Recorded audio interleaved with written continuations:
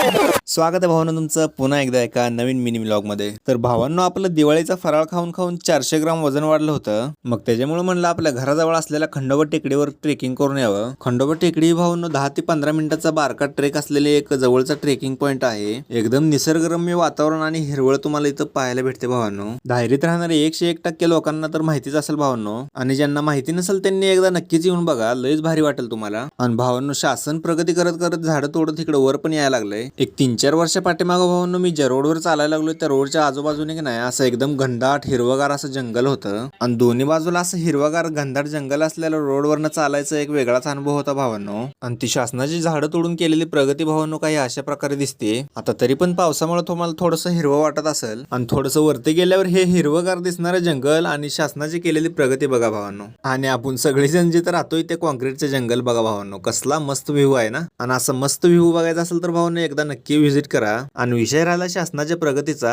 अशी प्रगती व्हायला पाहिजे का नाही ते कमेंट करून सांगा। आणि बाकी शासनावर काय आपण जास्त बोलणार नाही, नाहीतर आपल्या व्हिडिओवर उगाच वादविवाद व्हायचा। आणि भावांनो आपल्या सोबत आज ट्रेकिंगला आपला सिद्धू मूसेवाला पण आला होता, आणि तो पण त्याच्या युट्यूब चॅनल साठी काहीतरी शूट करत होता। आणि त्याच्या युट्यूब चॅनलची लिंक आपल्या डिस्क्रिप्शन मध्ये टाकून देतो, त्याचा व्हिडिओ आवडला तर त्याला बी सपोर्ट करा भावांनो। आणि भावांनो तुमच्यासाठी खास आज ढगांचे टाइम लॅप्स व्हिडिओ काढले, आणि आज आपण शासनावर केलेलं वक्तव्य आणि आजची व्हिडिओ आवडले असेल तर लाईक, कमेंट, शेअर आणि सबस्क्राईब करून टाका। भेटूया आपण पुढच्या व्हिडिओमध्ये।